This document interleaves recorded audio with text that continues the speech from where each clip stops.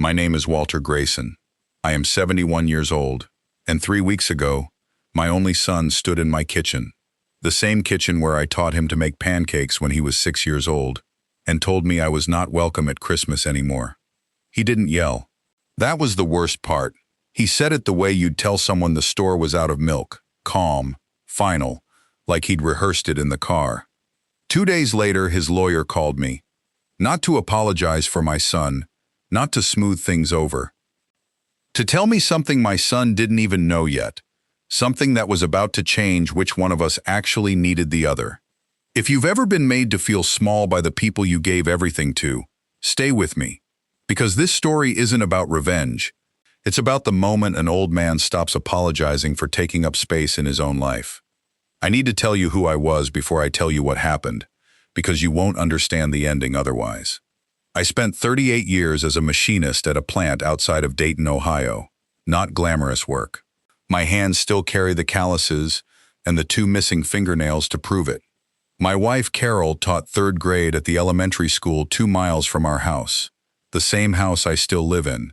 The one with the crooked porch step that I never got around to fixing because Carol always said it gave the place character. We had one son, Daniel.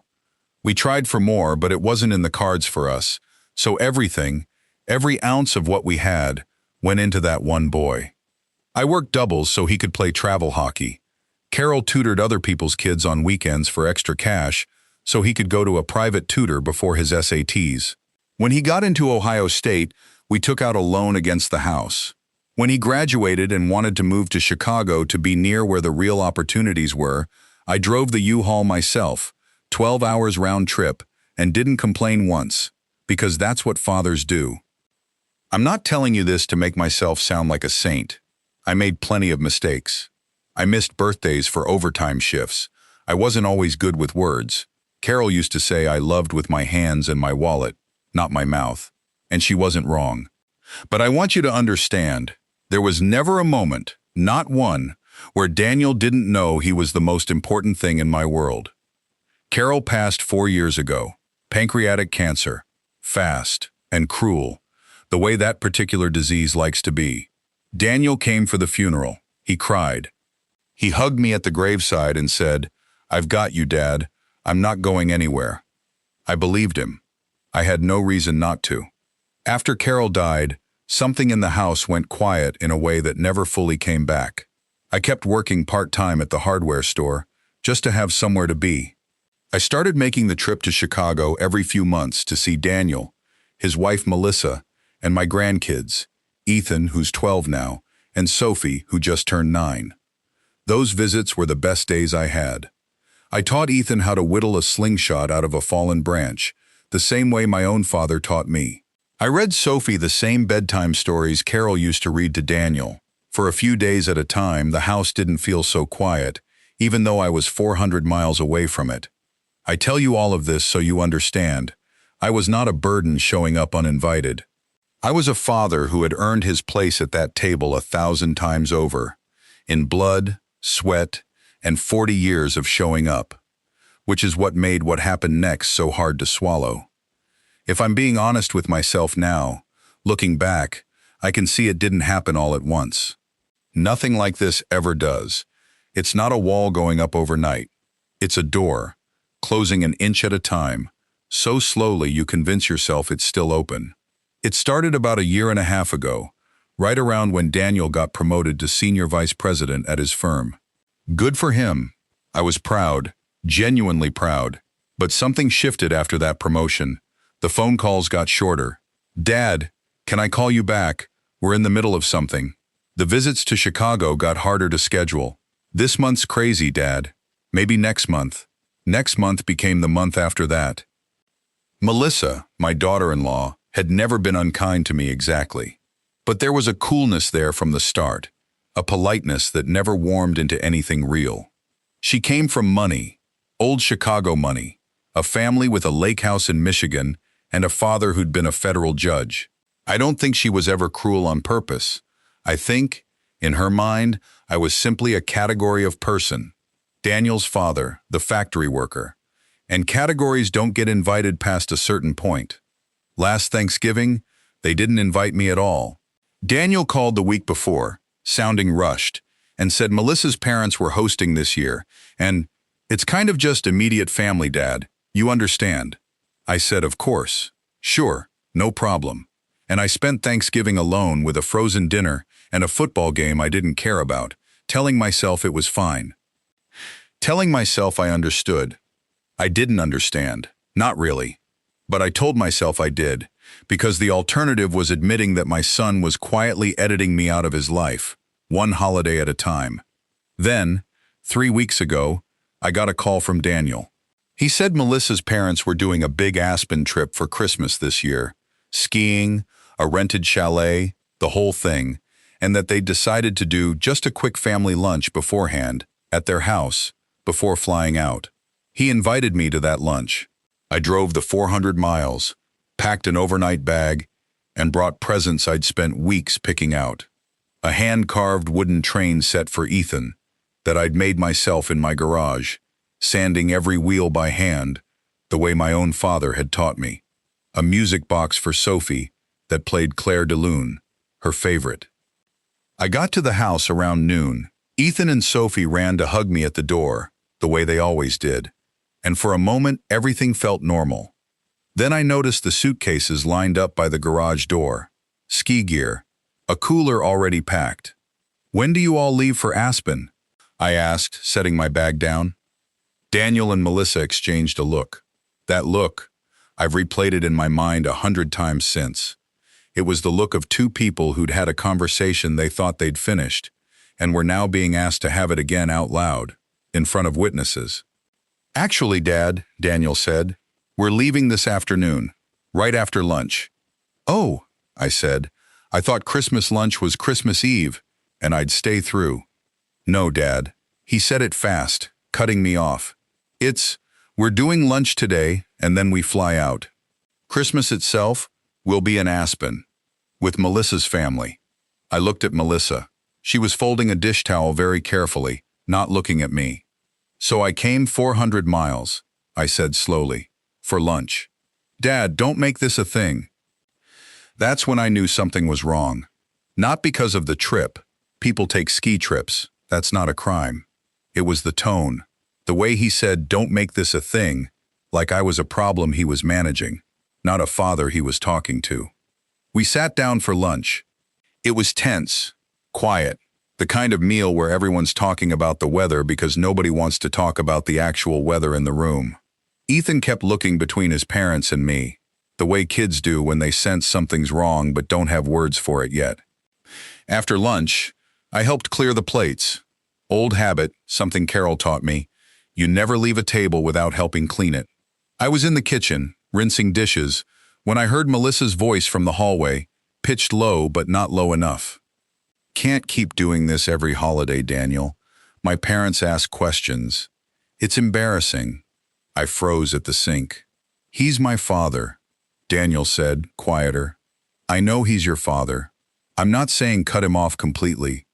I'm saying we need boundaries. He shows up with these homemade toys, like we're still living in 1985. My dad already asked me last year why your father dresses like he's going to a job site. I can't have him at things with my parents anymore, Daniel. It reflects on us. I stood there with a soapy plate in my hands, water running over my fingers, and I felt something in my chest go very still and very cold. Daniel didn't defend me. That's the part that still sits in my stomach like a stone. He didn't say, that's my father, and he built a life with his hands so I could have the life you're standing in right now. He didn't say anything at all for a long moment. Then he said, let me talk to him. He came into the kitchen a few minutes later. I'd already dried my hands and put the plate away. I made sure my face didn't show what I'd heard. Dad, he said, and there was something different in his voice now, something he'd clearly decided on. I think it's better, going forward, if we keep the big holidays to just our immediate family. Melissa's parents. You know how they are. It's just easier. Easier, I repeated. Yeah, you can still see the kids. Just, maybe not at the big family stuff. Christmas, Thanksgiving, that kind of thing. You're not welcome at Christmas anymore, Dad. I'm sorry. It's just how it needs to be right now. You're not welcome at Christmas anymore. He said it so plainly, so matter-of-factly, like he was telling me the store was out of milk. I want to tell you I said something powerful in that moment. Some line that put him in his place. I didn't. I nodded, picked up my bag, kissed Ethan and Sophie goodbye, and drove 400 miles home in near silence. The radio off, my hand-carved train set still wrapped in the trunk, because in the rush of that conversation, nobody had even opened the presents. I didn't cry until I got home. Then I sat in my kitchen, Carol's kitchen, and I cried like I hadn't cried since her funeral. 2 days later, on a Tuesday morning, my phone rang. Unknown number, Chicago area code. I almost let it go to voicemail. I'd been letting a lot of calls go to voicemail those 2 days, but something made me pick up. Mr. Grayson? Walter Grayson? Speaking. My name is Patricia Coyne. I'm an attorney with Whitfield & Coyne here in Chicago. I represent your son, Daniel Grayson, in a professional capacity. Specifically, I handle estate and asset structuring for several of my clients, including your son's firm's senior partners. My first thought, I'll admit, was fear. My mind went straight to the worst place. Was Daniel in trouble? Was this about a lawsuit? Some crisis I didn't know about? Is Daniel all right? I asked. Oh, yes. He's fine, Mr. Grayson. I'm sorry. I should have led with that. This isn't about any trouble. I'm calling you directly because of something that's come up in the course of my work. And honestly, Mr. Grayson, it's a bit unusual for me to be making this call, but I believe you have a right to know before anyone else decides that for you. She had my full attention now. Go on, I said. Are you familiar with a piece of real estate, an undeveloped parcel of land, about 40 acres, in Wayne County, near a town called Delwood? My chest tightened. I hadn't heard that name in over 20 years. That was my father's land, I said slowly. My dad, he bought it back in the 60s, thought he'd farm it, never got around to it. It sat there. Taxes ate at it for years. I always meant to deal with it and never did. Why are you asking me about that? There was a pause on the line, the kind of pause that tells you the next sentence is going to matter. Mr. Grayson, that parcel of land sits directly adjacent to what is about to become the new regional distribution hub for a company I'm not at liberty to name yet publicly, but which I can tell you is one of the largest logistics operators in the Midwest. The land acquisition team has been quietly buying up every parcel bordering that site for the past 8 months, and yours is one of the last remaining holdouts because, frankly, Mr. Grayson, nobody could find you. The property tax records still list your father's name. It took my research team considerable work to trace ownership to you. I sat down at my kitchen table. My legs had gone a little unsteady. They want to buy it, I said. They very much want to buy it, Mr. Grayson. And because it's the last piece they need to complete the parcel for the access road, you are, at this moment, in an unusually strong negotiating position. I've seen the internal offer memo. The initial offer on the table is $2.4 million. And Mr. Grayson, that's their opening number. Land like yours, in this exact situation, tends to close well above the first offer. I didn't say anything for a long moment. I just sat there in my kitchen, the same kitchen where 2 days earlier my life had felt smaller than it had ever felt. And I tried to make sense of the fact that it had just, without warning, gotten very large again. Why are you calling me? I finally asked, and not Daniel. You said you represent his firm. This is the part of the story I still think about the most. That's actually the reason I felt I needed to call you myself, Mr. Grayson, rather than route this through the usual channels, she said, her voice careful now. Your son's firm is one of the advisory groups working the logistics side of this deal. Daniel isn't the lead on it, but he's been in the room. Mr. Grayson, your son doesn't know that this parcel belongs to you. As far as I can tell, he doesn't even know the land exists. It's still filed under your father's name in the county records. There's no reason his name would ever cross this file, unless someone put it together. And I did. Because when I ran the ownership trace and saw Walter Grayson, Dayton, Ohio, I recognized the name. Daniel talks about you sometimes, Mr. Grayson. At the firm holiday party last year, He told a story about his dad teaching him to fix a carburetor when he was 14. He seemed proud of you. I remembered that. So when your name came up on this file, I thought you deserved a phone call from a person, not a form letter from a title company. I had to put the phone down for a second and just breathe. So, I said, picking it back up, you're telling me that 2 days after my son told me I'm not welcome at his family's Christmas anymore, I find out I'm sitting on land worth $2.5 million, that his own firm is trying to buy from me, and he has no idea any of this is happening. That's an accurate summary, yes. And what happens now? That's entirely up to you, Mr. Grayson. I can walk you through the offer, help you find independent counsel. I can't represent you directly, that would be a conflict, but I can point you to someone excellent who has no ties to the firm. Or you can take your time. There's no rush on your end. If anything, the pressure is on their side. They need this parcel. I thanked her. I hung up the phone, and I sat in that quiet kitchen for a long time, looking at the crooked porch step through the window, thinking about Carol, thinking about 40 acres of scrubland my father never got around to farming, thinking about the words, "You're not welcome at Christmas anymore." And for the first time in 2 days, I felt something other than grief. I want to be honest with you about something. My first instinct was not generous. My first instinct, sitting in that kitchen, was to call Daniel immediately and tell him. Not out of love, out of something sharper. I wanted to hear his voice change. I wanted him to understand, in real time, exactly what he'd thrown away 2 days before he found out what his father was actually worth. I picked up the phone. I even dialed the first 6 digits. Then I put it down. I sat with that feeling for 3 days. I let it sit in me the way you let a hot pan cool before you touch it. And in those 3 days, something Carol used to say kept coming back to me. She used to say, "Walter, you can be right or you can be at peace. Some days you only get to pick one." I didn't want to be a man who used money to win an argument with his own son. That's not who Carol raised our family to be. And it's not who I wanted to be at 71 years old, alone in a house that used to be full. So instead, I called the independent attorney Patricia had recommended, a sharp, no-nonsense woman named Renata Ibarra, and I quietly began the process of negotiating the sale of the land. Not to punish anyone, just because it was, at last, time to deal with something I'd let sit unfinished for 20 years, the way I'd let a lot of things sit unfinished. Over the next 6 weeks, the offer moved from $2.4 million to, eventually, $3.1 million, after Renata pushed back twice and the company blinked both times, exactly like Patricia said they would.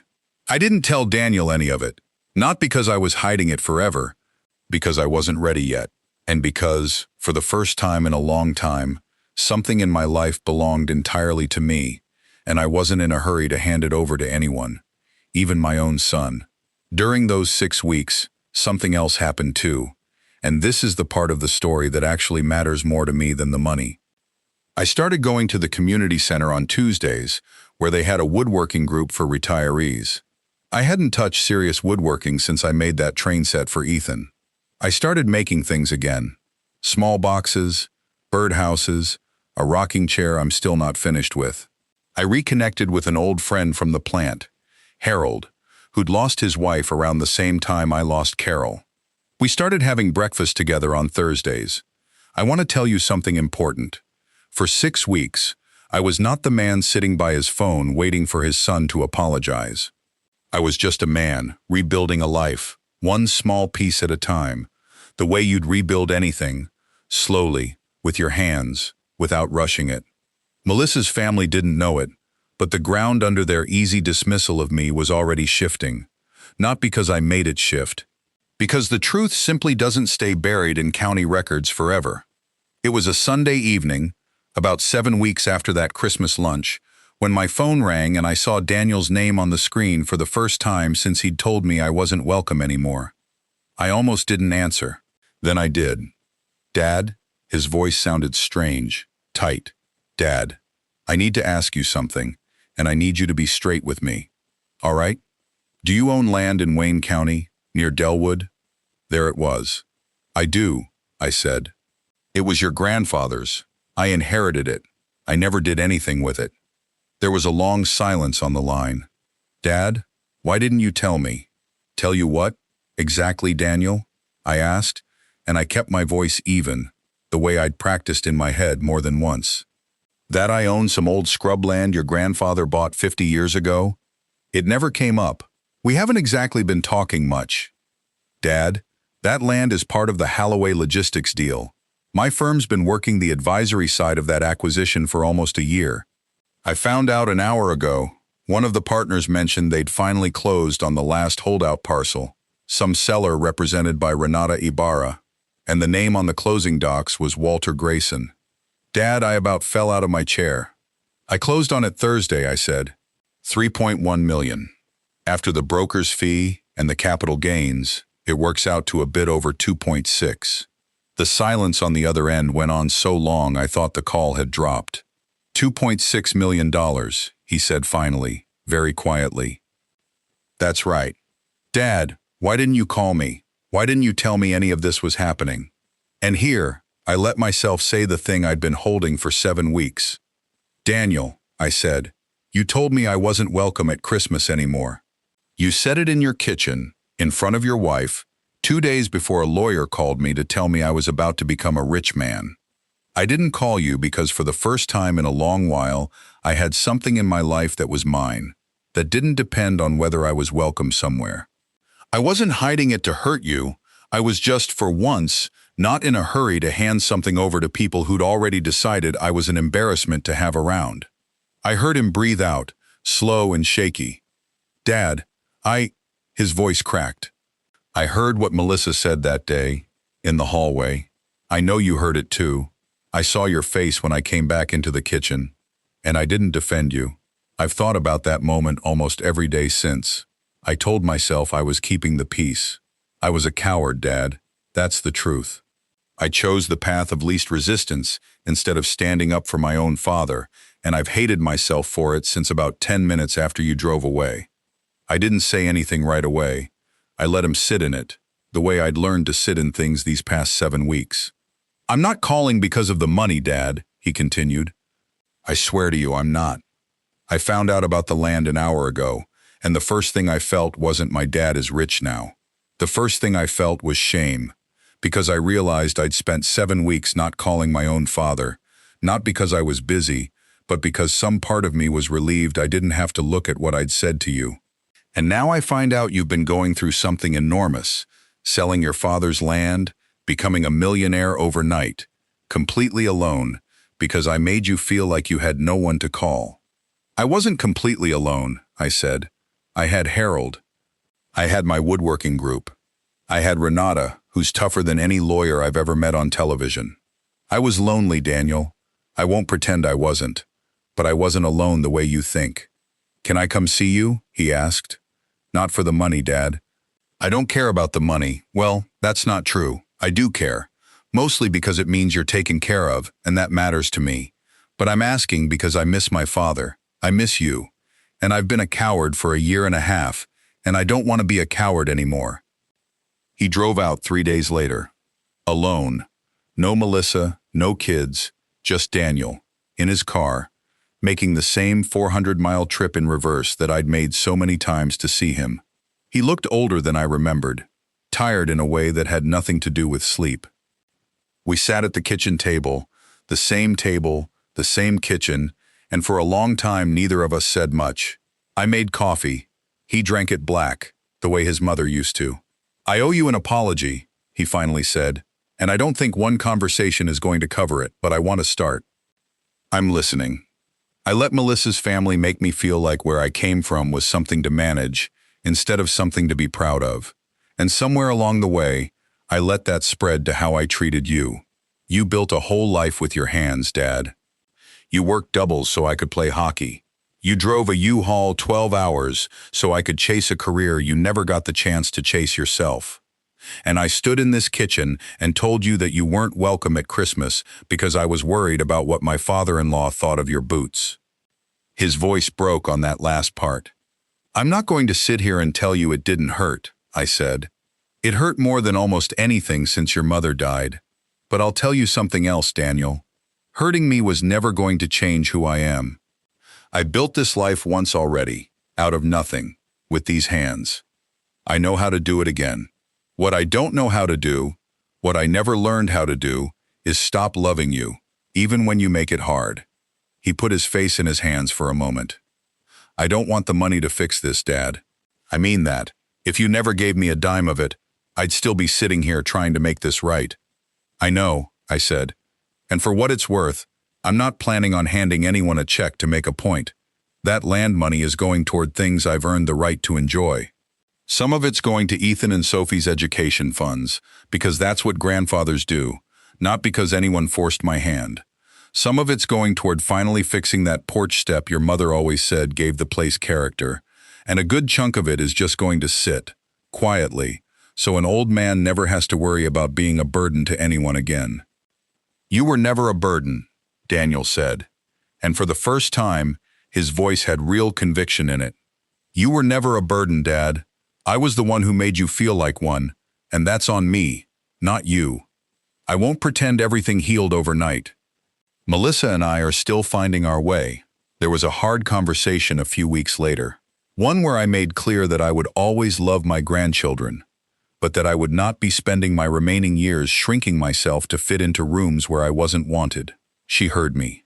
I believe she meant it when she said she was sorry. Trust, though, trust is something you rebuild the way I rebuild furniture in that woodwiring group. Slow, sanded down layer by layer, no shortcuts. This year, Christmas is at my house, with the crooked porch step, freshly repaired now, though I kept one board original, because Carol was right, it does give the place character. Ethan and Sophie are coming, Daniel and Melissa are coming, Harold's coming too, because a man who lost his wife the same year I lost mine doesn't need to spend another Christmas alone if I have any say in it. I finished that train set repair I never got to give Ethan properly. I'm giving it to him this year instead, along with the truth about why it took so long. Because here's what I've learned. At 71 years old, sitting in the same kitchen where I once taught a 6-year-old to make pancakes, the people who truly love you don't need you to prove your worth with a number in a bank account. But sometimes, it takes a $2.6 million wake-up call for the people who forgot to love you properly to remember how. I didn't need the money to know what I was worth. But it turns out my son did. And this Christmas, for the first time in longer than I want to admit, everyone at my table is welcome, including me. If this story moved you, if you've ever been made to feel like a burden in a family you built with your own 2 hands, I want you to know something. It is never too late for the truth to come out. It is never too late for someone to remember what they owe you. And it is never too late to build a table where you are always welcome, even if you have to build it yourself. If you believe every parent deserves a seat at the table, drop a comment below and let me know where you're watching from tonight.